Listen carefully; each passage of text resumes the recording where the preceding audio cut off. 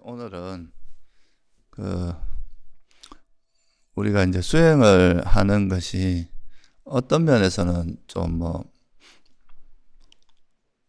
힘든 면도 없잖아 있죠, 그죠? 자기한테 있는 그런 안 좋은 습관이라든가 번뇌를 버리려고 하면 그런 이제 마음의 습관이 또 있기 때문에 그런 거에 대한 저항도 있고, 또 그걸 극복하기 위해서는 인내하고 참아야 되고 이런 것도 있고요. 그래서 그런 이제 약간은 힘든 요소들이 있을 수밖에 없는데요. 그런 거는 이제 그러니까 단순히 그냥 나쁜 쪽으로만 이해되는 게 아니라 그런 게 일종의 비세속적인 괴로움이라고 하는데요. 그런 거는 좀 약간의 힘든 것도 있지만 그것이 발전을 위한 괴로움이기 때문에, 그것이 이제 그런 어려움을 겪고 나면은 더 이제 성장하고 발전하는 그런 계기가 되기 때문에 그런 것은 이제 비세속적인 괴로움이라고 합니다.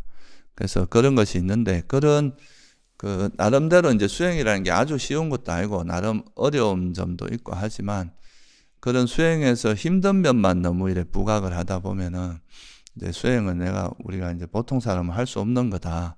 이거는 힘들어서 도저히 못하겠다. 이렇게 이제 좀 물러서고 퇴보하는 그런 마음이 생길 수도 있는데요. 그래서 이제 그런 것을 좀 방지하기 위해서 우리가 이제 수행을 하면서 수행을 해 나가는 과정에서 우리가 이제 경험할 수 있는 소소한 행복들, 그런 것들을 우리가 이제 좀 스스로 확인해 가면서, 수행을 하면 이런 또 장점이 있구나. 거기서 오는 이익들, 또 그 수행으로 인해서 오는 여러 가지 행복들, 이런 거에 마음을 기울임으로써 좀 더 즐겁게 행복하게 수행을 해 나갈 수가 있습니다. 그래서 오늘은 이제 좀 수행으로 인해서 오는 즐거움들이 어떤 것이 있는지 그 부분에 대해서 한번 짚어봄으로써 여러분들 이제 수행할 때 그런 즐거움들을 좀 잘 개발하면서 수행을 하시면 비록 어려운 수행이긴 하지만 어렵지 않게 좀 즐겁게 수행을 할 수 있는 그런 게 됩니다. 우리가 아무리 힘든 일도 재미있게 하면은 그게 사실 힘든지 모르거든요. 그런데 이제 그것이 뭔가 힘들다고 계속 짜증을 내고 화를 내고 이렇게 하면은 안 그래도 힘든데 더 힘들게 되겠죠, 그죠? 그래서 수행을 좀 재미있게 하기 위해서는, 좀 즐겁게 하기 위해서는 수행에서 일어나는 소소한 행복들, 그런 것들을 여러분들이 잘 캐치해서 그런 좀 수행을 하면서 나타나는 그런 좀 힘들고 안 좋은 거에만 자꾸 마음을 기울이지 말고, 좀 수행을 통해서 일어나는 그런 여러 가지 즐거움들, 행복들, 거기에 마음을 기울이면 훨씬 더 수행하기가 좋다.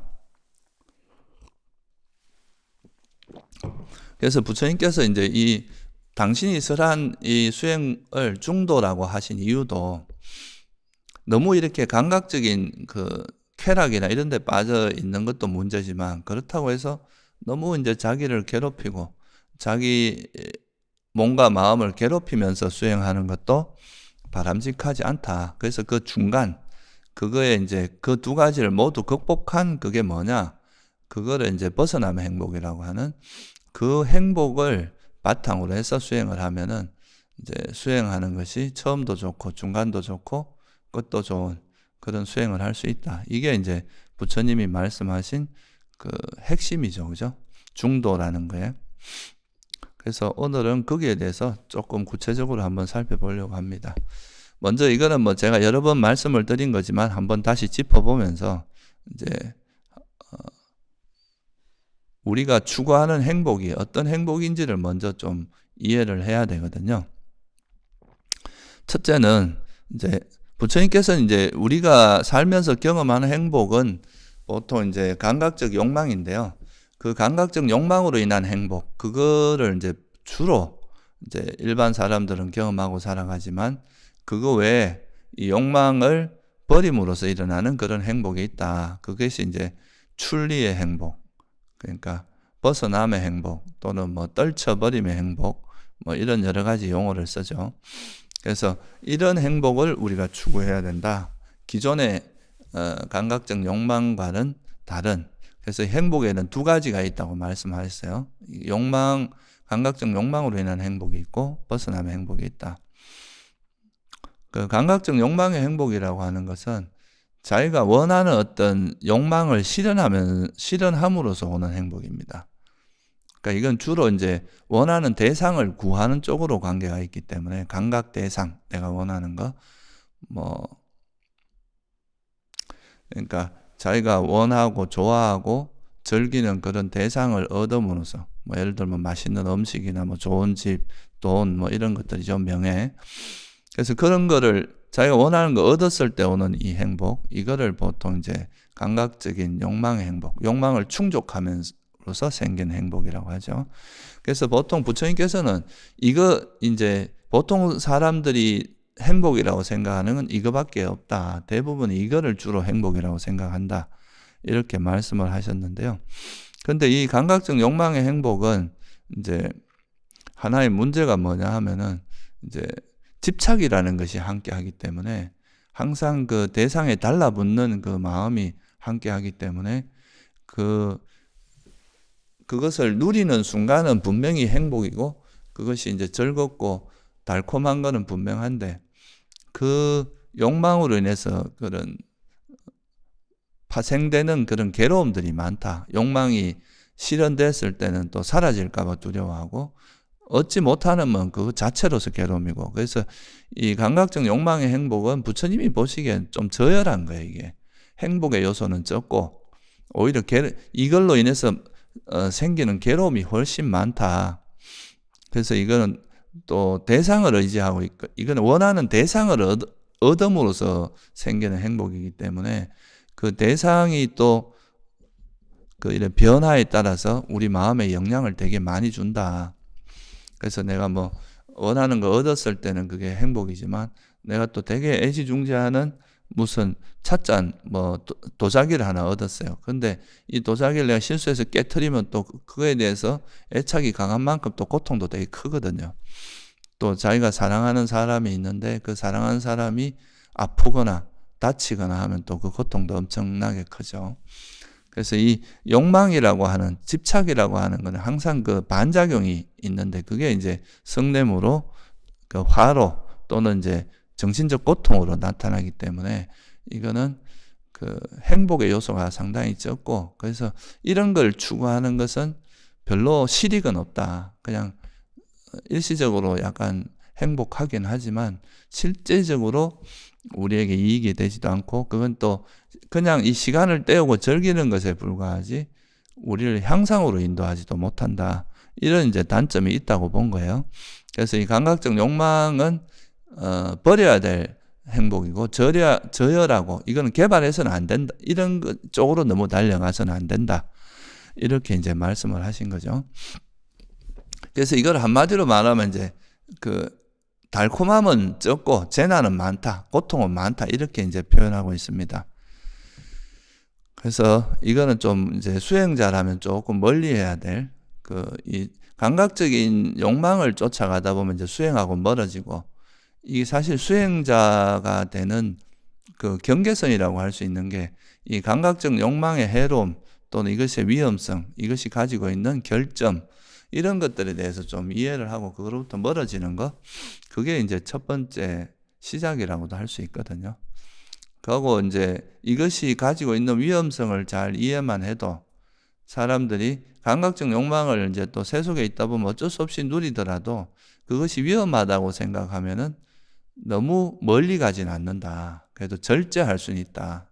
단속할 수 있다. 이런 거죠. 우리가 어딜 가더라도 이제 저 산에 우리가 모르는 데 이래 갈 때 그게 위험하다고 생각하면 너무 멀리 안 가고 이래 가다가도 다시 돌아오고 발을 깊이 안 담근다 이거죠. 그죠?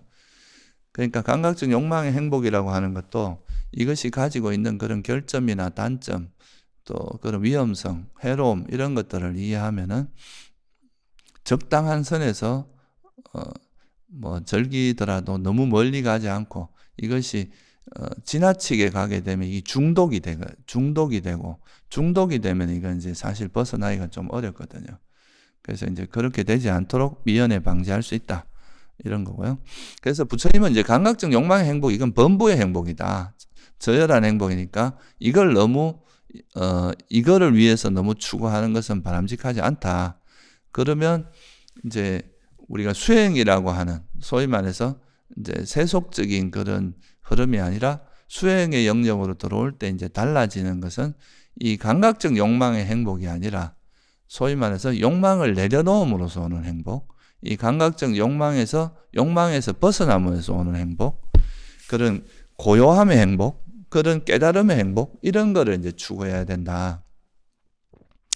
그거를 한마디로 뭐라고 하냐면 그 벗어남의 행복이라고 이제 표현할 수가 있습니다. 이거를 이제 중국에서는 출리라고 했거든요. 출리의 행복이라고. 이제 빨리어로 네캄마라고 하는 거는 이제 네캄마라는 말 자체가 출리, 은퇴, 물러남, 뭐 이런 뜻이거든요.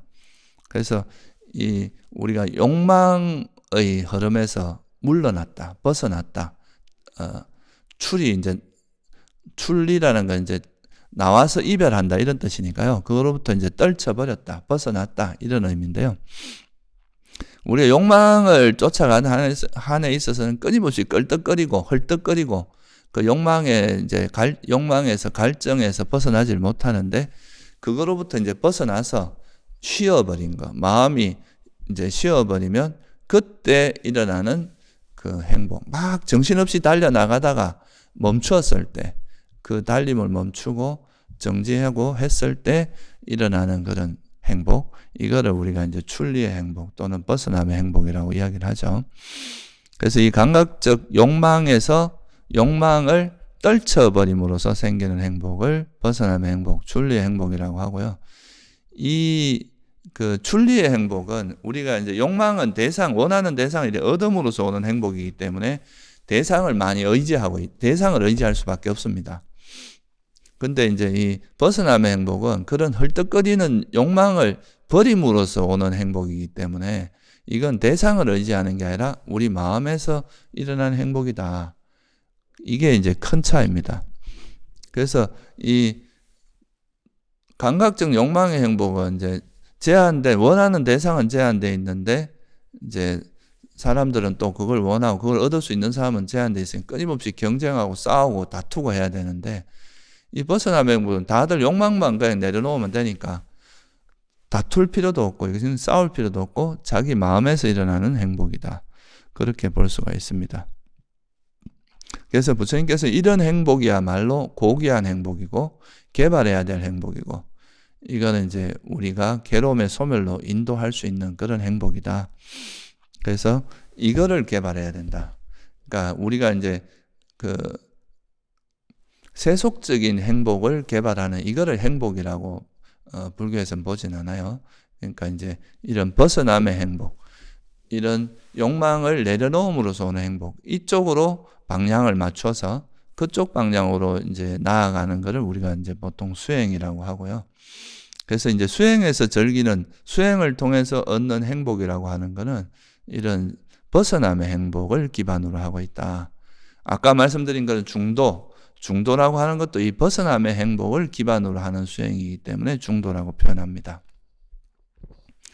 그래서 감각적 욕망에 빠지는 것도 아니고 그렇다고 자기를 학대하고 자기를 괴롭히는 쪽으로 가는 것도 아니고 이 두 가지를 모두 벗어난, 그러니까 욕망과 성냄을 모두 버린 그런 벗어남의 행복을 기반으로 하는 수행을 이제 중도라고 하고 그것이 이제 우리가 추구해야 될, 그러니까 수행을 하면서 이런 벗어남의 행복의 고귀함, 그것이 오는 그 안정된 행복, 그 뭔가 더 평화롭고 고귀한 행복, 이거의 맛을 자꾸 보다 보면 우리가 이제 비교 대상이 있어야 하나를 이제 어떤 것이 더 소중한지를 알 수 있잖아요. 이전에는 이제 감각적인 행복밖에 몰랐으니까 이 감각적 욕망의 행복하고 비교할 수 있는 비교군이 없었는데 이제 수행을 통해서 이런 벗어남의 행복을 자꾸 경험을 하다 보면 이게 감각적 욕망의 행복보다 이게 확실히 벗어남의 행복이 더 수성하고 더 뛰어나고 이것이 오히려 우리 마음을 훨씬 더 안정시켜주고 그런 행복이구나 하는 것들을 이제 몸소 느끼게 되죠. 그러면 이제 서서히 이런 감각적인 욕망을 버리는 것에 이익을 알게 되고 이걸 버려도 훨씬 더 이제 수준 높은 행복이 있다는 걸 아니까 또 안심이 되는 측면도 있습니다. 보통은 이제 사람들이 내가 뭐 이렇게 재밌는 거 뭐 영화도 보고 놀고 이런 세속적으로 뭐 우리가 보통 행복이라 하는 걸 버리면은 도대체 무슨 재미로 사느냐. 뭐 저한테도 그런 질문하는 사람들이 많습니다. 뭐 출가하면 도대체 무슨 재미로 사느냐. 근데 사람들이 살아가면서 그 재미가 없이 너무 그러니까 이제 힘들게만 살면 오래 못하고 그건 지쳐서 금방 나가 떨어지게 되거든요. 근데 이제 출가자들은 이런 벗어남의 행복의 맛을 조금씩이라도 보고 그거에서 행복을 느끼고 그것으로 감각적 욕망의 행복을 대체할 수 있기 때문에 오히려 그 감각적 욕망의 행복으로 그것이 뭐 가끔 가다가 이제 아직 완전히 끊지 못한 사람들이 그쪽으로 가끔씩 또 마음이 흔들리긴 하겠지만 거기로 푹 빠지거나 그쪽으로 완전히 가거나 이럴 수는 없다는 거죠. 왜냐하면 이게 벗어남의 행복의 고귀함, 그것이 더 수성하고 이거는 진짜 우리를 괴로움부터 벗어나게 해준다는 것을 알기 때문에 그런 거죠.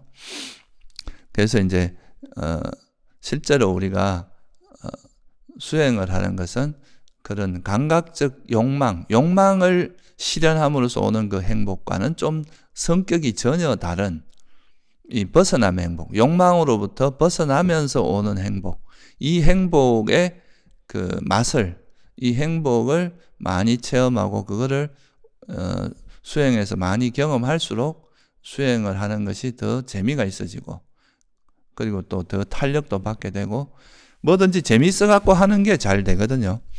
그럴 수 있다 하는 거를 좀 이해를 할 필요가 있습니다. 그래서 수행에서 생기는 그 우리가 행복은 이런 벗어남의 행복을 기본으로 하고 있다는 걸 먼저 한번 환기를 하고 그러면 이제 실제로 우리가 수행 중에서 이제 그런 벗어남의 행복을 어떻게 이제 그런 것들이 어떻게 일어나는지 한번 살펴보도록 하겠습니다. 그 뭐 요즘 세속에서도 뭐 소확행이라는 말이 있더라고요. 소소하면서도 확실한 행복이다. 근데 이제 수행자들도 수행을 해 나가면서 너무 거대한 뭐 앞에 이제 금방 이제 출가해서 이제 금방 수행하는 사람이 깨달음을 얻겠다는 물론 그거는 목표고 방향성은 그렇게 해야 됩니다. 근데 그걸 얻지 못하면 내가 다시는 웃지도 않고 이 깨달음을 얻기 전까지는 막 어떤 것도 뭐 내가 기쁨을 느끼진 않으리라 뭐 이렇게 결심한다고 되는 것도 아니고 또 지금 현재 자기 수준에서 너무 과도한 그를 원하면은 그거는 그 현실적이지가 않거든요. 내가 이제 그런 말 하는데 나는 걸 원하면은 그거는 욕심일 수밖에 없어요. 그러면은 그것이 잘 뜻대로 안 될 가능성이 훨씬 높기 때문에 그러면 계속 스트레스를 받게 됩니다. 수행에서. 그래서 내가 지금 실천할 수 있는 범위 내에서 실천하는 거기서 오는 즐거움들, 그거를 이제 우리가 느끼면서 좀 내가 현실적으로 할 수 있는 내 수준에서 할 수 있는 것부터 하나하나 해 나가면서 거기서 오는 즐거움을 자꾸 경험하다 보면 이제 오히려 수행이 재미있어지고 그러면 그게 이제 수행을 잘 할 수 있는 그런 동력이 된다 하는 거를 좀 알아두면 좋을 것 같아요.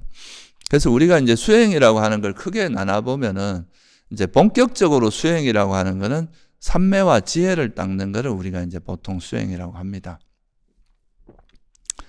근데 이제 벗어남의 행복을 본격적으로 이제 개발하는 거는 삼매와 지혜를 닦는 거, 이 두 가지인데,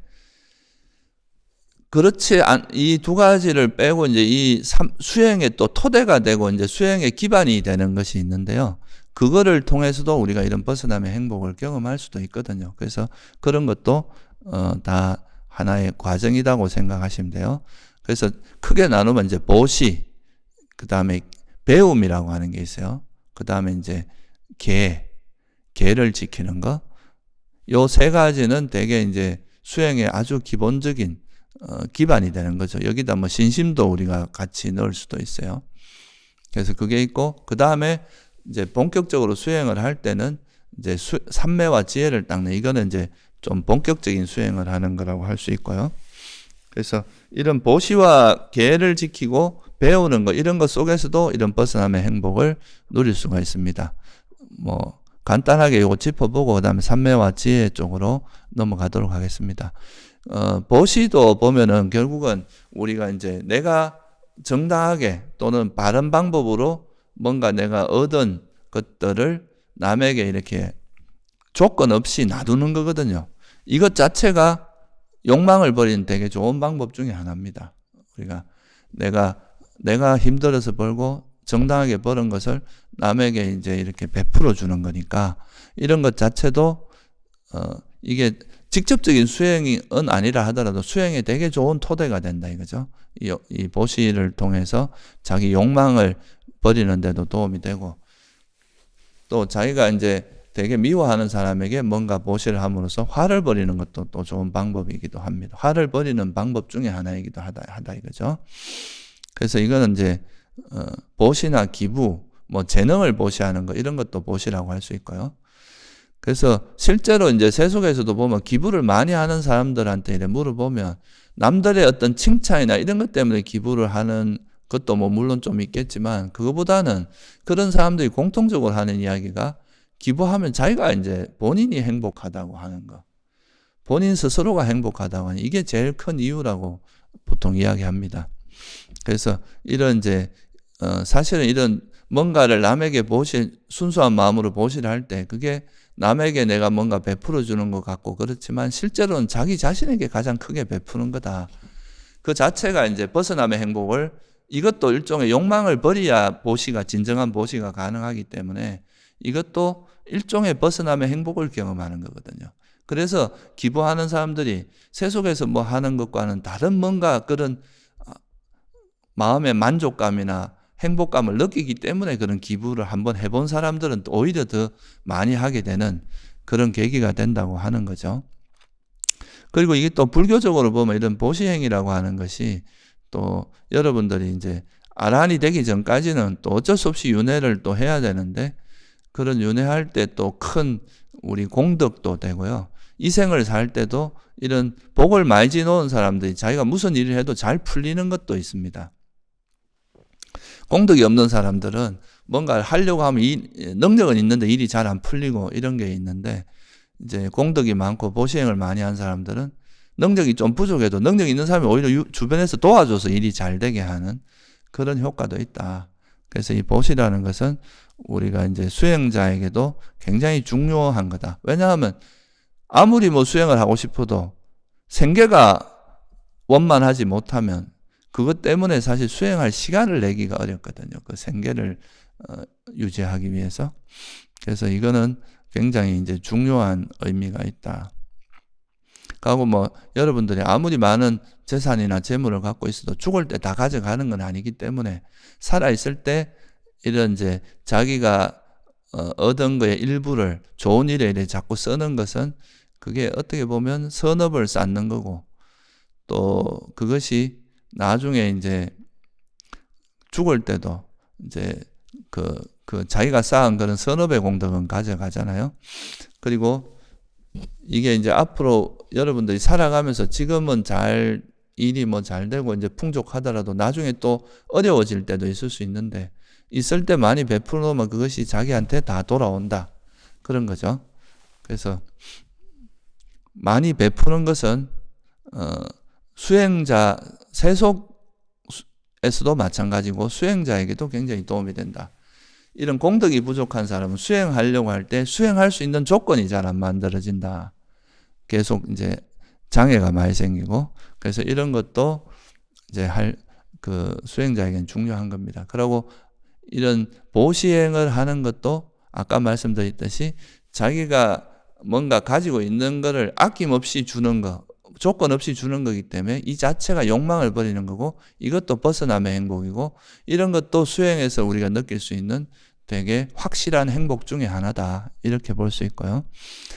사실 이런 보시 중에 제일 어떤 건 법보시입니다.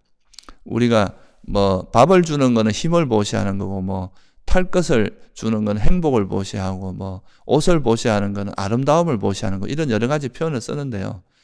근데 이 법을 보시하는 것은 불사를 주는 거다, 이렇게 이야기하죠. 죽지 않는 거. 그러니까 그게 뭐겠어요?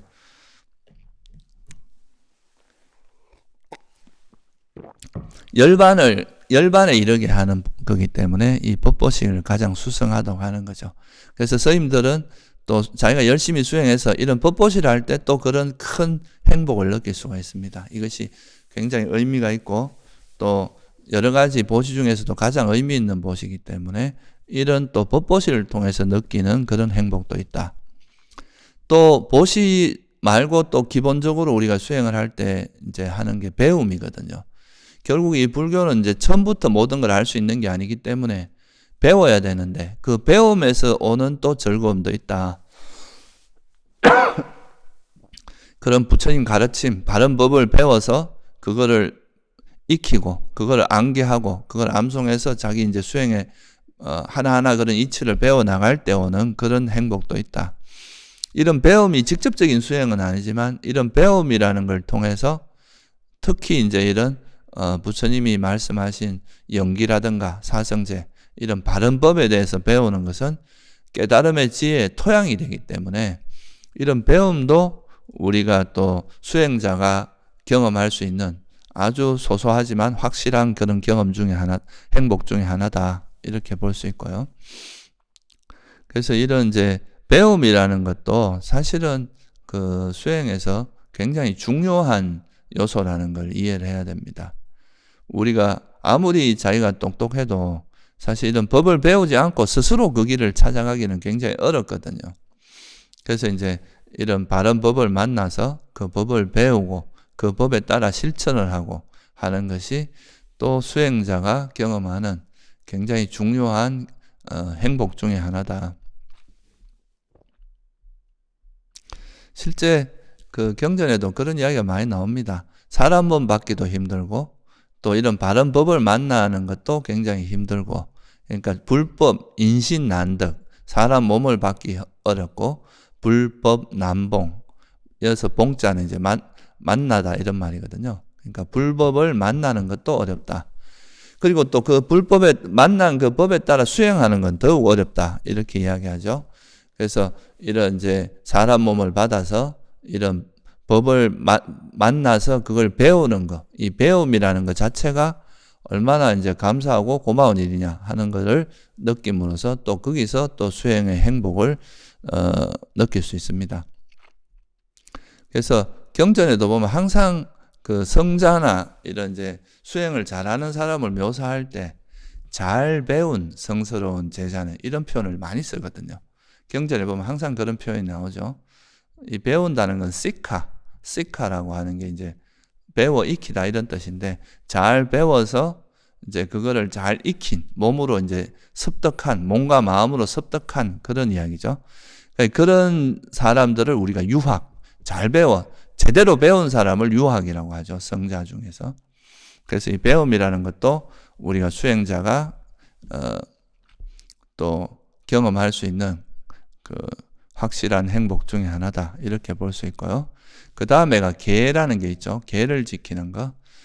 세속에서는 5계고 스님들은 뭐 이제 계가 훨씬 많죠. 비구계나 이런 거는 3위계 비구계는 훨씬 많습니다. 우리가 이제 계를 잘 지키면 이제 남들에게 비난받거나 이런 일이 없고, 자기 스스로가 이제 후회가 없어지고 어디 가도 당당해지기 때문에 그런 데서 오는 또 행복이 있다는 거죠. 여러분들이 뭔가 이제 잘못을 하면 남들이 이제 비난받는 그런 상황을 보면, 자기 마음을 이래 돌아보면, 아, 나도 저런 행위를 했다, 이러면은 그거에 대해서 찔리고 그런 게 있는데, 계를 잘 지킨 사람들은 그런 것이 없고 항상 당당하고 이제 어디 가도 위축되지 않고 그럴 수 있는 게 또 계의 공덕이라고 합니다. 그래서 계를 잘 지키는 가장 큰 공덕은 후회가 없고 당당하고, 또 자기가 계를 잘 지키는 걸 이렇게 돌아봤을 때, 아, 내가 그래도 한 1년, 2년, 3년 동안 내가 계를 어긴 적이 거의 없구나, 이런 걸 돌아볼 때 자기 스스로에게 굉장히 만족감이 생기고, 그것이 이제 또 수행에 굉장히 큰 도움이 되고, 그리고 우리 마음을 되게 안정시켜주는 효과가 있습니다. 이 계라는 것은. 계를 잘 지키면 마음에 혼란이 없잖아요. 여러분들이 뭐 살생을 하거나 되게 나쁜 도둑질을 하거나 이러면 그걸로 인해서 마음에 불안한 이런 게 항상 있게 되거든요. 근데 이제 그런 것을 하지 않았을 때 마음이 차분하게 안정이 되고 이러니까 그 계를 바탕으로 해서 또 삼매에 드는데 도움이 많이 된다. 그래서 이 계를 지킴으로써 또 오는 그런 행복이 있다. 그래서 세 가지 이제 보시나 또 배움, 계를 지키는 거 이런 거는 이게 직접적으로 열반에 이르게 하고 이런 거는 아니지만 이 세 가지가 바탕이 됐을 때 우리가 이제 삼매와 지혜를 개발해서 열반에 이르게 되는 그런 좋은 바탕이 되는 거다. 그래서 우리가 일상 속에서도 이제 이런 계나 부처님 가르침을 배우고 경전을 통해서 계속 법을 배우고 계를 지키고 이런 것 자체가 우리 삶을 점점 안정시켜주고, 그러니까 이제 이런 것이 잘 이루어지지 않았을 때는 항상 뭔가 막 안정되지 않은 그런 게 있는데요. 이것이 이제 서서히 갖추어지기 시작하면 좀 처음에는 부족할 수도 있는데 이제 이 시간이 가면서 점점 이런 게 잘 갖추어지면 나중에는 마음도 안정되고 그로 인해서 이제 삼매 드는데도 아주 도움이 된다. 그래서 이거는 이제 보통 수행의 기초라고 이야기를 합니다. 우리가 집을 지었을 때 그 제일 기초 공사가 되게 중요하잖아요. 기초를 짓고 그 위에다가 1층, 2층 이렇게 지어 나가야 되는데 그 기초를 튼튼하게 하는 것에 해당하기 때문에 이것도 그 직접적인 수행은 아니지만 가볍게 여겨서는 안 된다. 이것도 되게 중요한 행복이다 하는 것을 이해하시면 좋을 것 같고요. 그리고 우리가 이제 본격적인 수행으로 들어가면은 이제 이전에 거는 이제 우리가 수행을 하지 않아도 뭔가 이렇게 좋은 마음을 가지고 하면 삼매를 뭐 보시를 하거나 기부, 봉사 뭐 이런 보시행을 하거나 또는 뭐 우리가 그냥 불법을 배우고 법문을 듣고 이런 거 그리고 계를 지키고 이런 거는 이제 좀 직접적인 수행을 안 하는 사람들도 누구라도 할 수 있는 그런 거기 때문에 이런 속에서도 우리가 이제 좋은 행복을 느낄 수가 있지만 벗어남의 행복을 경험할 수 있지만 좀 더 내가 이 수행을 제대로 좀 하고 좀 더 진지하게 하는 사람들 같은 경우는 이제 삼매도 개발하고 그 삼매를 기반해서 이제 지혜를 닦아야 이제 괴로움에서 완전히 벗어날 수 있는데 그 삼매를 닦는 것이 이제 벗어남의 행복을 본격적으로 개발하는 거라고 할 수 있습니다. 그래서 이 삼매를 조금씩 이것도 이제 선정같이 완전히 그러니까 깊이 있고 몰입된 그런 삼매도 있지만 또 일상 속에서 조금씩 이렇게 수행을 하다 보면 짧게지만 이 1초 경험할 수도 있고 2초, 3초 또는 뭐 1분 이렇게 시간이 조금씩 늘어가면서 거기서 오는 행복도 있기 때문에 그런 행복들을 우리가 이제 차근차근 경험하면서 수행을 하면은 수행을 좀 더 재미있게 할 수가 있습니다. 그래서 특히 이제 이 삼매의 행복이라는 삼매라고 하는 말 자체가 감각적 욕망이나 이런 해로운 법들로부터 마음이 벗어난 또는 이제 해로운 법이 멈춰진 그래서 멈춤이라고 하기도 하고요. 이거로부터 벗어났다고 하기도 하고 그래서 이제 그런 욕망 그 중에서도 가장 대표적인 게 이런 감각적 욕망이거든요. 우리가 욕망이라는 건 끊임없이 사람을 움직이게 만듭니다. 가만히 있지 못하게 해요.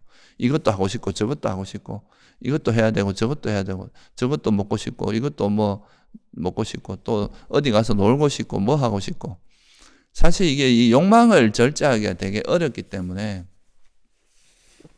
사람들이 이제 그 욕망으로 계속 끌려가게 되고 그런 거죠. 그래서 이 욕망이라는 것은 우리 마음을 계속 헐떡거리게 하기 때문에 이것이 계속 사람을 분주하게 하고 번거롭게 하고 이런 게 있습니다. 근데 이것이 멈춰졌을 때 막 끊임없이 달리다가 내가 이 욕망을 잠시 내려놓고 마음을 딱 쉬어보면 그것이 쉬어짐으로써 마음이 이제 헐떡거리면서 멈춰졌을 때 그때 오는 그 행복이 있는데 이게 이제 전형적인 벗어남의 행복이죠. 그래서 이거는 이제 감각적 욕망이나 그 해로운 법들에서 떨쳐버림으로써 오는 행복. 그게 이제 삼매의 행복이죠.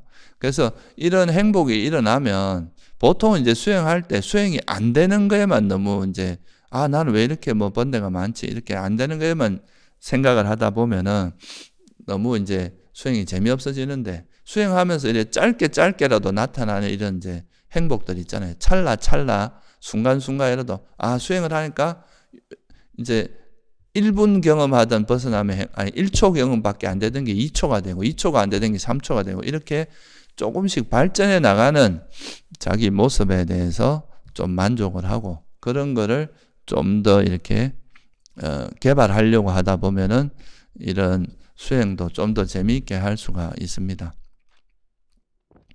이런 이제 벗어남의 행복은 수행이 깊어지면 깊어질수록 점점 더 강해집니다. 처음에는 그냥 잠깐 짧게 경험해서 그것이 뭔지 이런 거에 대해서 확실히 잘 모를 수가 있는데 이제 삼매가 깊어지고 수행이 깊어지면 그러니까 여러분들이 잠깐 1초 경험할 때하고 2초, 3초 또는 이제 10분, 20분 이렇게 길어질 때마다 길어짐으로써 이 벗어남의 행복이라는 게 정말 이게 마음이 안정되고 편안하고 우리 마음을 정말 고요하게 해주는구나. 이걸로 인해서 정말 내가 이렇게 들뜨고 어지럽고 이런 마음들이 쉬어지는구나. 이것이야말로 정말 고귀한 행복이구나. 이런 이제 것들을 경험하게 되면 아까 말했듯이 이제 감각적 욕망과는 다른 이 벗어남의 행복에 대해서 감이 확실히 좀 생기게 되는 거죠. 그래서 우리가 이제 보시나 계나 뭐 배우는 거 이런 걸 통해서 얻어지는 것도 분명히 있지만 좀 더 이제 벗어남의 행복이나 수행의 의미를 좀 더 이해하려고 하면은 이런 벗어남의 행복이 좀 더 장시간 지속되는 이런 수행을 해야 좀 더 그것을 명확하게 알 수 있다. 이렇게 볼 수 있습니다. 그래서 이 삼매의 행복의 첫 번째는 그런 이 번거로운 일종의 여러분 마음이 계속 시달리잖아요. 욕망이나 화나 이런 거에서 그런 거에 시달리다가 그것이 가라앉았을 때 오는 행복 그런 거예요. 예를 들면 여러분들 막 병에 시달리다가 그 병으로 막 열도 나고 막 온몸에 몸살도 나고 이러는데 그것이 싹 가라앉아서 온몸이 평화로워졌을 때 그 오는 행복 그런 거나 비슷합니다. 그러니까 이거는 뭘 해서 오는 행복이 아니라 그냥 내가 나를 계속 괴롭히던 그 마음이 쉬어짐으로써 오는 행복이라서 이거는 뭐 에너지도 별로 안 들고 되게 안정적인 행복이다 이렇게 말할 수 있고요. 그래서 이런 이제 벗어남의 행복의 절정에 이르는 게 바로 이제 이런 선정의 행복 같은 거죠. 이 선정이라고 하는 거는 정말 이게 1시간, 2시간, 3시간 뭐 심지어는 뭐 요즘은 그 정도 되는 사람이 잘 없을 것 같은데요. 부처님 당시에는 일주일까지도 이 선정에 들 수가 있었다고 하거든요. 그러니까 이런 행복은 이제 그 정도로 이렇게 이런 걸 경험한 사람들은 감각적 욕망의 행복으로 돌아가려고 해도 잘 돌아갈 수가 없죠. 이거는 마치 비유를 하면 어떤 거나 비슷하냐 하면요. 똥통에 빠진 사람이 있었어요. 근데 이 똥통에 빠졌다가 이제 누가 구해줘서 이제 나와서 목욕도 하고 온몸에 있는 똥 냄새도 다 제거하고 완전히 이제 똥에 관련된 건 하나도 없이 싹 벗어나서 이제 깨끗해진 사람 그런 상태를 경험한 거예요. 그러고 다시 이제 이 사람한테 물어봐요. 너 다시 똥통에 한번 들어가 볼래? 하면 들어가겠습니까? 안 들어가겠죠, 그죠? 그러니까 이제 그런 것이 마치 이제 선정 같은 그런 경험을 한 사람들은 다시 이런 이제 감각적 욕망의 행복으로 가라고 해도 안 간다 이거예요. 그 번거로운 삶에. 그래서 이 선정 정도를 경험한 사람들은 감각적 욕망에서 벗어나기가 훨씬 쉬워진다. 그리고 이건 이미 감각적 욕망에서 상당 부분 벗어났기 때문에 사실은 선정에 드는 거라고도 할 수 있죠. 그래서 이걸 이제 경전에 보면 이런 비유가 있습니다. 어떤 왕이 더 행복하냐, 뭐 수행자가 더 행복하냐 이런 이야기를 하면서 이제 그 비유를 할 때 어떤 왕이 있으면 그 왕이 일주일 동안 아무런 고통도 없이, 아무런 정신적인 갈등도 없이 행복할 수 있느냐? 그렇지 못하잖아요. 그죠? 아무리 왕이라 하더라도. 근데 부처님은 나는 일주일간 선정에 들면 일주일 동안 아무것도 안 해. 그냥 선정에서 그냥 선정에 들어있는 것만으로도 그 일주일 내내 완벽한 아무런 고통 없이 행복을 경험할 수 있다. 그러면서 누가 더 행복한 것이냐 이렇게 묻는 이야기가 나오는 게 있어요. 그러니까 이런 선정이라고 하는 것은 우리가 이제 세속에서 경험하는 그런 행복과는 질적으로 다르고 또 그 선정에 들어있는 그 시간 또는 선정에서 나오고 나서 한동안은 이 괴로움이라고는 전혀 없는 그런 아주 깨끗하고 청정하고 고요한 그런 행복을 경험하기 때문에 이거는 이제 비교할 수 없는 그런 행복이다. 이렇게 말할 수가 있겠죠. 그래서 이런 이제 삼매로 인한 행복의 특징은 그런 고요함, 그리고 마음이 이제 그런 번뇌로부터 벗어나서 일어나는 때가 묻은 마음이 이렇게 때가 벗겨지면서 나타나는 그런 행복, 그리고 또 고요함으로 마음이 전혀 어지럽거나 그런 거 없이 안정되고 고요한 그런 행복이기도 하고, 또 우리가 뭐를 또 이제 선정해서 이렇게 나오고 나서 보면은 어떤 생각이 드느냐 하면요, 의식이 이렇게 맑을 수가 있냐, 의식이 이렇게 또렷또렷할 수가 있냐, 이런 거를 우리가 경험할 수 있습니다. 그러면 그전에는 우리가 막 우리 마음을 보면 되게 흐리멍덩하고 뭔가 명료하지 않고 뭘 보려고 뭐를 이렇게 사유를 하려고 해도 머리가 잘 돌아가지 않고 그랬던 것들이 이런 삼매를 닦고 나서 이제 선정이나 이런 깊은 삼매에 있다가 나와 보면은, 또는 삼매를 닦아가면서도 우리가 느끼는 게 의식이 정말 명료하고 또렷또렷하구나. 이렇게 의식이 깨끗하고 또렷할 수가 있냐 하는 그런 걸 느끼게 됩니다. 그게 이제 또 그런 거를 우리가 발견할 때, 야, 정말 이 수행이라는 것이 의미가 있고, 이런 걸로 인해서 이렇게 맑고 깨끗하고 또렷한 의식을 통해서 정말 지혜를, 우리가 진리를 알 수 있겠다는 거. 그리고 그때 그런 의식을 갖고 보면 그 이전에 불분명하고 모호하던 그런 것들이 명확하게 와닿게 되는 거거든요. 그것도 또 하나의 즐거움이라고 할 수 있습니다. 물론 이거는 좀 이제 비세속적인 건 하지만, 또 이런 삼매를 많이 닦다 보면 삼매로 인해서 또 보통 사람들이 가지지 못한 그런 능력을 가질 수도 있어요. 뭐 예를 들면 우리가 과거 전생을 자기가 이제 볼 수 있다거나, 또 이런 업에서 내가 어디에 태어나고 어떤 사람이 어디에 태어났는지, 이런 이제 업과 업의 결과를 좀 큰 그런 어떤 업을 지어서 어디에 태어나고 이런 걸 볼 수 있는 그런 천안통이라든가, 이런 남의 마음을 읽어내는 그런 능력이라든가 이런 걸 개발할 수도 있습니다. 그것도 또 이제 우리가 수행에서 오는 큰 이득이고, 그런 걸 경험할 때, 야, 내가 정말 이 수행으로 인해서 오는 이렇게 의식의 힘이 이렇게 강하고, 이걸로 인해서 이런 좋은 또 결과가 오는구나 하는 것에 대한 또 그걸 스스로 확인하면서 또 거기서 오는 행복도 있겠죠. 그죠? 그리고 이 삼매의 또 큰 이득 중에 하나는 뭐냐 하면요, 우리 마음이 마치 이제 바위처럼 공고해집니다. 마음이 딱딱해진다는 의미가 아니라 흔들림이 없어진다는 거죠. 보통은 우리가 보면 이제 외부에 뭐 큰 자극을 받으면 그 자극에 의해서 마음이 쉽게 흔들리잖아요. 조금만 뭐 이렇게 큰 어려움이 오면 거기서 마음이 확 흔들려 버려서 막 울부짖고 곧 비탄과 탄식, 절망에 빠지고 이럴 수도 있는데, 이 선정에 힘이 있고 마음에 힘이 생긴 사람들은 이 삼매의 힘이 또 그런 게 있습니다. 흔들림이 없게 만드는. 그래서 마음이 아주 단단해집니다. 그래서 웬만한 자극에서는 흔들림도 없고 뭘 해도 할 수 있다는 그런 자신감 같은 것도 생기고, 이런 걸 또 확인할 때 수행의 공덕, 수행의 이익을 스스로 확인해서 그런 데서 오는 또 즐거움도 있습니다.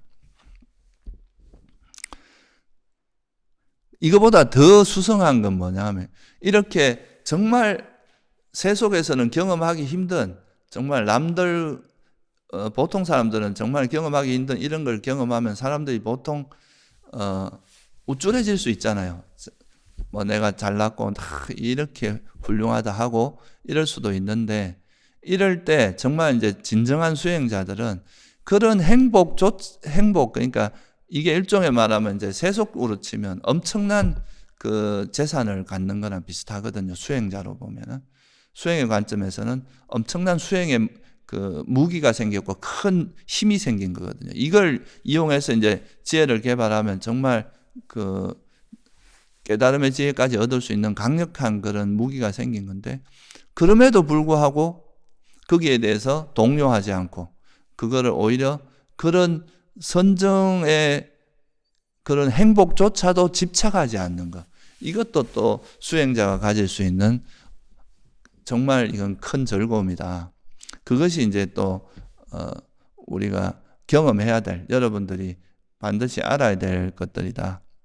우리가 보통 세속에서도 큰 지위를 가지고 능력이 있고 또 권력도 있고 돈도 있고 이런 사람들이 겸손하기가 쉽지가 않거든요. 보통 그런 사람들은 자만이 강해지고 자기를 내세우고 남들을 무시하고 내가 남보다 너보다 뛰어나다고 하고 그런 식으로 마음이 흘러가기가 쉬운데, 이런 이제 수행자로서는 경험하기 힘든 이런 삼매를 경험했음에도 불구하고 거기에 대해서 이제 자만하지 않고 그걸 집착하지 않고 오히려 그거를 평온하게 바라볼 수 있는 자기 자신을 발견했을 때, 이럴 때 오는 즐거움은 정말 더 수성한 즐거움이다, 이렇게 말할 수 있겠죠. 그러니까 여러분들도 이제 그런 즐거움을 이런 즐거움을 맛보는 것이 사실은 수행에서 가장 중요한 거라고도 할 수 있어요. 우리가 이제 삼매를 얻는 것도 되게 어려운 일이고 그 삼매를 통해서 얻는 그런 즐거움이 생기는 것도 사실 수행자가 열심히 수행하지 않으면 경험할 수 없는 것인데, 여기서 한 걸음 더 나아가서 그런 행복, 그런 이제 수성하고 고귀한 선정의 행복이나 삼매의 행복조차도 우리가 집착하지 않는다면 이런 사람은 정말 이제 성자가 될 수 있는 그런 자질을 갖췄다, 이렇게 말할 수도 있습니다. 이게 이제 삼매로 인해서 오는 행복인데, 여러분들이 수행을 하다 보면 이렇게 꼭 선정이 아니더라도 우리가 수행을 하면서 조금씩 경험되는 그런 벗어남의 행복, 이런 삼매의 행복이 있는데, 그런 행복이라는 것에 좀 더 초점을 맞춰서 이런 행복을 이제 1분이, 내가 이제 하다 보니까 한 1분은 경험하는구나, 이제 2분은 되는구나, 3, 이렇게 이제 자기가 성장해 가는 거기에다가 마음을 기울이면 훨씬 더 긍정적으로 수행을 할 수 있다 이거예요. 근데 여기서 한 가지 주의할 것은 이런 행복에 집착을 하지 않도록, 이것조차도 여기에 집착을 하다 보면 또 이게 욕망이 달라붙기 때문에 그게 또 수행을 방해하게 되니까, 이런 행복에 마음을 두고 있지만 이런 행복으로 인해서 나를 내세우거나 자만에 빠지거나 이렇지 않도록 하는 그거를 또 그런 자기를 또 개발하고 자기가 그런 마음을 쓰는 걸 보면서 오는 즐거움, 이런 걸 느낄 수 있다면 그 수행하는 데 큰 도움이 된다, 이렇게 볼 수 있고요.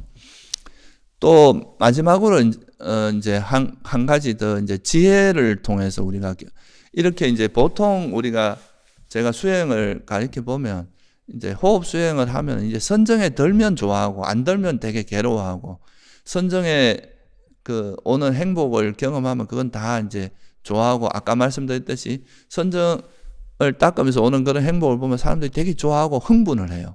근데 이 흥분을 하는 거는 또 마음이 여기에 동요가 됐다는 건데, 이런 것을 이제 동요되지 않게 하고 마음을 평온하게 유지할 수 있는 그 힘이 지혜거든요. 그래서 이런 이제 지혜라는 것을 또 단순히 이런 삼매의 성장만 수행의 성장이 아니라 그 지혜가 잘 쓰면은 수행하는데 또 괴롭지 않고 행복하게 할 수가 있습니다. 그래서 이 지혜는 어떤 거냐 하면은, 예를 들면 우리가 이제 수행이 잘 돼서 이제 삼매가 조금씩 나타나기 시작하고 수행이 잘 되면 당연히 행복하고 즐거워요. 특히나 선정이 들면 뭐 말할 수 없이 즐겁죠.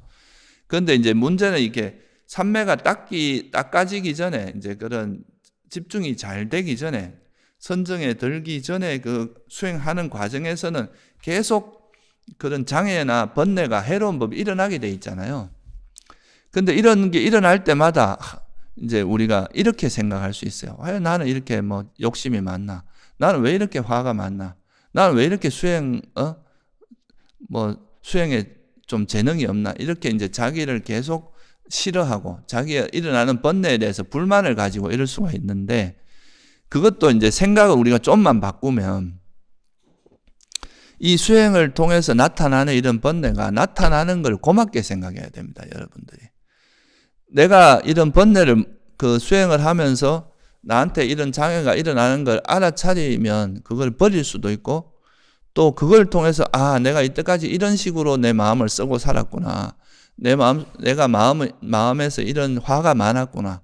또는 덜뜸이 많고 후회가 많았구나 하는 것을 발견하는 즐거움. 이것도 일종의 깨달음이거든요. 그러니까 우리가 성자로서의 깨달음 이런 게 아니라 깨친다고 하죠. 뭔가 알아나가는 것. 이게 단순히 싫어할 문제가 아니라 우리가 수행을 하자면 반드시 거쳐야 될 과정이거든요. 자기한테 일어나는 번뇌를 자기가 어떤 식으로 마음을 쓰는지도 모르는데 어떻게 이 번뇌를 버릴 수가 있겠어요? 그래서 자기한테 일어나는 그런 장애, 번뇌를 알아차리고 나한테 이런 모습이 있다는 걸 수용하고 그걸 받아들이고, 그거는 어떻게 보면 자기 자신을 아는 과정이거든요. 이게 그걸 통해서 이제 내 본래 모습, 지금까지 내가 본 거는 그 좀 포장된 모습이라면 이런 수행을 하면서 나타나는 그 마음 상태는 실제 자기 모습입니다. 이게 현실이고 그게 자기 실제 모습이에요. 그 모습을 거부하고 싫어하는 게 중요한 게 아니라 그래갖고는 별로 이익이 없고, 그 자기한테 이런 모습이 있다는 것을 발견하는 걸 고맙게 생각해야 됩니다. 정말 내가 이걸 몰랐으면 또 이것 때문에 내가 얼마나 또 이 번뇌에 시달렸을까 하는 것을 이제 이것을 내가 발견했기 때문에 일단 이게 번뇌가 드러나면 그래도 버릴 수가 있거든요, 이게. 그래서 그런 것을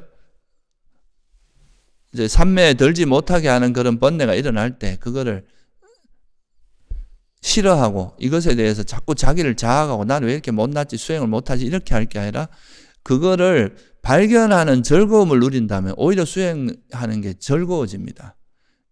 내가 이거 몰랐던 거 이제 수행하면서 드디어 내가 이제 내 마음속에 있는 본 모습이 드러나는구나 하고, 여기서는 물론 이제 약간의 용기가 필요합니다. 이제 자기 스스로를 직면할 수 있는, 우리가 보통 아플 때 처음에 이제 그 상처를 치유하기 위해서는 그 상처를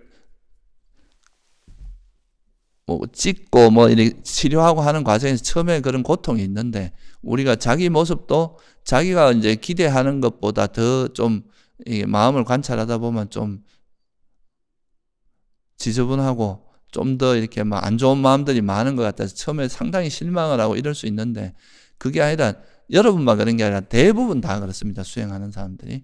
그래서 그거를 거기에 대해서 자기를 미워하고 학대하고 할 필요가 아니라 이런 번뇌를 발견하는 즐거움을 누려야 된다. 발견하는 걸 고맙게 생각하고 이것이 지혜의 동력이 된다는, 거기에서 우리가 행복하게 생각하고 해야 된다. 그러면 이제 이런 번뇌가 일어나더라도 거기에 대해서 너무 크게 동요되지 않을 수 있다 이거예요. 그 다음 두 번째, 여기서 한 걸음 더 나아가면은 이것이 또 이런 드러나는 그 번뇌 이면에 숨어 있는 또 이거를 조사하는 과정에서 이게 원인이 뭘까라고 조사를 해보면 그 속에 숨어 있는 또 그 잠재 성향 같은 거를 발견해낼 수가 있거든요. 이런 것도 큰 즐거움입니다. 여러분들이 뭔가 계속 고통을 받고 있는데 그 고통을 이게 왜 일어난지도 모른다. 이것만큼 또 힘든 일이 없잖아요. 우리가 의학에서도 병명이 모르는 게 제일 사실 어렵습니다. 병명도 모르는 거. 이거는 방법이 별로 없죠. 어떻게 해야 접근을 할 수가 없잖아요. 그래도 이게 뭐라고 병명이 분명한 거는 그래도 치료할 가능성이 훨씬 높은 거죠. 마찬가지로 우리도 우리 마음속에서 일어나는 번뇌가 왜 일어나는지, 이 번뇌의 원인을 정확히 알면 버릴 수 있는 방법이 정확히 나오거든요. 우리가 감각적 욕망이라고 하는, 아까 제가 설명드린 이거를 버리기가 사람들이 가장 힘든 것 중에 하나거든요. 이게 왜 버리기 힘드냐 하면은 이것이 감각적 욕망을 즐기는 그 욕망의 밑뿌리를 쳐들어가 보면 이 욕망이라는 것이 행복이라고 생각하는 어리석음이 항상 숨어 있습니다. 그런 견해가 숨어 있어요. 그러니까 이걸 행복을 행복으로 보면은, 괴로움을 괴로움으로 보면 이게 이제 문제가 안 되는데, 괴로움인 것을 행복으로 보고 있으니까 이게 아무리 내가 노력을 해도 이 계속 뭔가 겉돌고 뭐 마치 우리가 여름에 풀이 많이 날 때 뿌리를 안 뽑고 풀 껍데기만 겉으로 나는 거 땅 위에 난 것만 뽑으면 다시 자라고 하는 것처럼 이 번뇌가 일어나는 그 속에 숨어있는 이 어리석음을 보지 못하면 이거는 또 계속 자라게 되는데 이 어리석음을 발견하는 이 자체가 벌써 지혜가 생기는 거고 이걸로 인해서 우리가 이제 이 번뇌를 완전히 버릴 수 있는 그런 거기 때문에 이런 번뇌를 발견했을 때 이거를 나는 왜 이럴까? 나는 왜 이렇게 이런 번뇌가 많지? 이게 아니라 이제 이거를 알아차리는 것 자체가 벌써 지혜가 생기는 거고 이것으로 인해서 우리가 이제 괴로움에서 벗어날 수 있는 시발점이 된다는 걸 알면 그런 자기 번뇌를 알아차리고 그런 원인을 아는 것을 즐길 수 있어야 된다 이거죠. 즐긴다는 게 뭐 그런 번뇌 일으키는 것 자체를 뭐 계속 하라는 이야기가 아니라 그것이 그런 번뇌가 있다는 그런 장애가 있다는 것을 발견하고 알아차리고 이것을 통찰하는 그 자체가 수행에서 굉장히 큰 의미가 있다는 걸 알면 그거를 대하는 태도가 우리가 달라질 수 있다라는 거고요. 그리고 이제 또 이런 지혜를 쓰다 보면은 또 우리가 이런 번뇌를 발견하고 그 원인을 알았어요. 그럼 그 원인을 알고 딱 그 지혜로서 이 어리석음을 딱 버리게 되면 그때 일어나는 또 행복이 있어요. 그거는 이제 번뇌가 버려졌을 때 오는 행복이죠. 이런 행복은 또 우리에게 큰 동기부여가 됩니다. 수행을 하면은 이렇게 번뇌가 버려지는구나. 내가 그렇게 힘들게 잘 안 버려지던 이런 번뇌가 이런 통찰, 이 지혜의 힘에 의해서 이렇게 버려진다는 걸 스스로 확인하게 되면 이 수행에 대한 그런 이제 그 확신 같은 것도 생기고 이렇게 노력하다 보면 언젠가는 이거를 완전히 버려지겠구나. 물론 이제 처음에는 버려졌다가 다시 일어나고 버려졌다가 다시 일어나고 그렇습니다. 왜냐하면 지혜가 아직 완전하지 않기 때문에.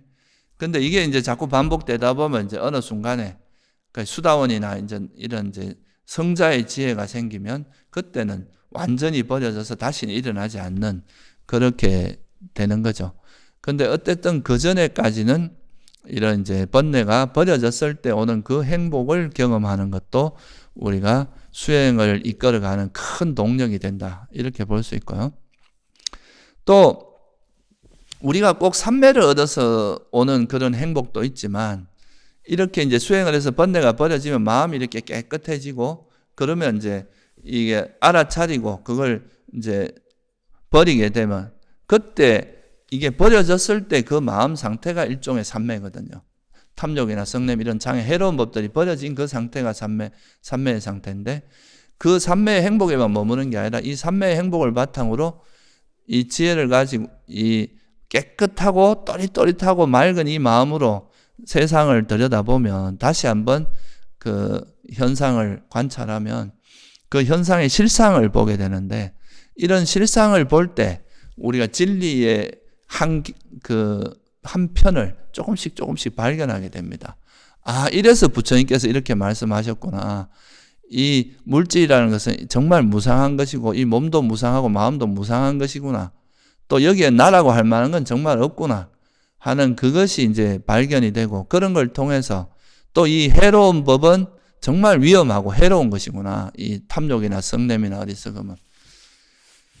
그런 그 수행에서 또 모든 것은 정말 조건 따라 일어나는구나 하는 이런 이제 맑고 깨끗한 마음으로 그런 진리를 조금씩 발견해 나갈 때 오는 그런 즐거움들 이런 것도 우리가 수행해서 여러분들이 그런 것이 사실은 수행을 계속 끌고 나가는 데 있어서 굉장히 큰 동력이 됩니다.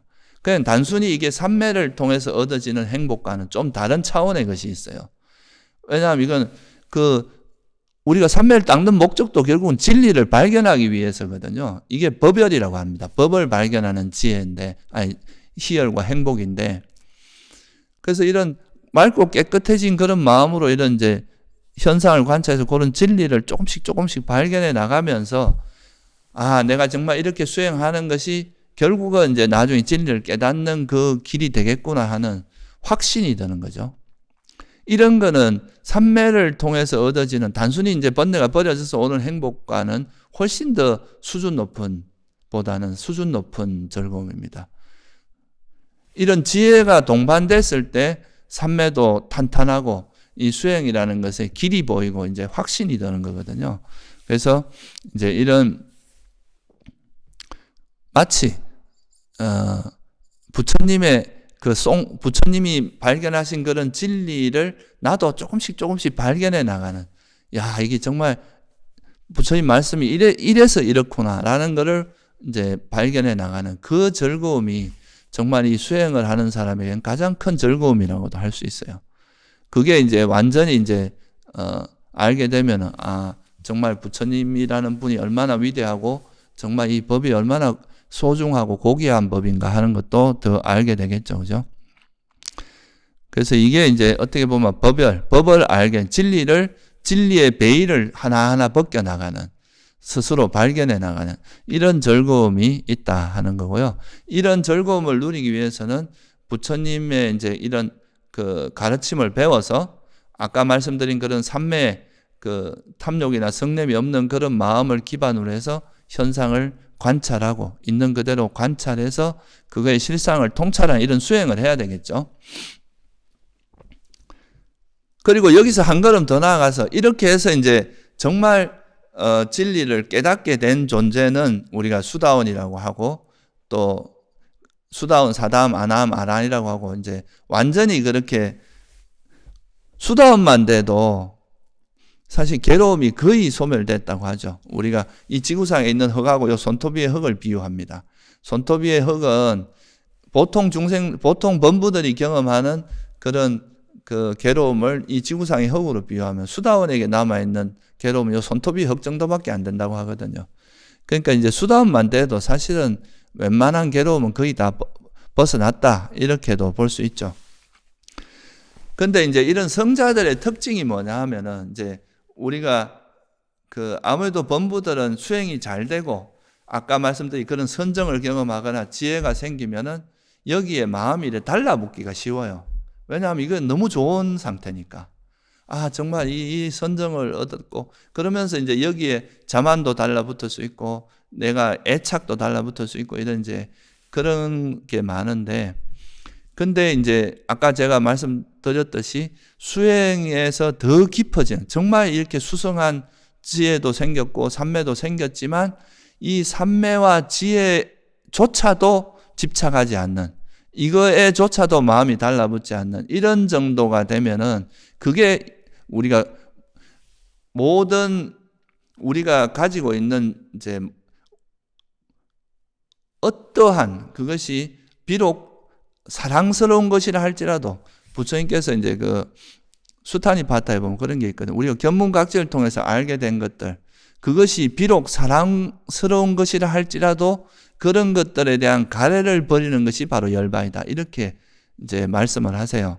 그러니까 우리가 수행을 열심히 해서 이제 감각적 욕망을 버리고 해로운 법을 버림으로써 선정에도 들고 지혜도 닦았지만, 이거는 사랑스러운 법이잖아요. 이 법 자체는 아주 고귀하고 소중한 법이지만 여기에 대해서조차도 집착하지 않으면 그게 이제 깨달음으로 이어가고 열반을 실현하는 거다. 그래서 이게 공에 대한 짧은 경, 지난 법회 때 제가 잠깐 언급한 여기도 보면은, 그는 이와 같이 깨뚫어 한다. 이 표상이 없는 마음의 삼매, 이게 이제 무상고무하로 통찰한 이 삼매거든요. 지혜거든요. 이게 세상에 있는 모든 것은 다 무상하다고 통찰한 이런 삼매, 이것도 이제 무상의 삼매라고, 이건 결국은 이제 위파사나 지혜를 의미합니다. 이런 지혜조차도 형성된 것이고 의도된 것이다.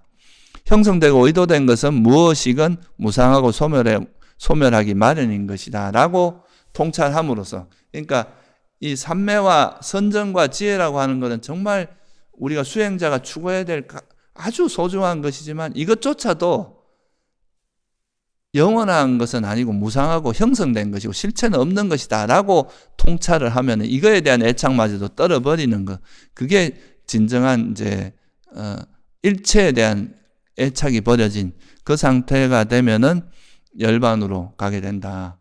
이게 이제 깨달음이다, 이렇게 이제 설한 거죠.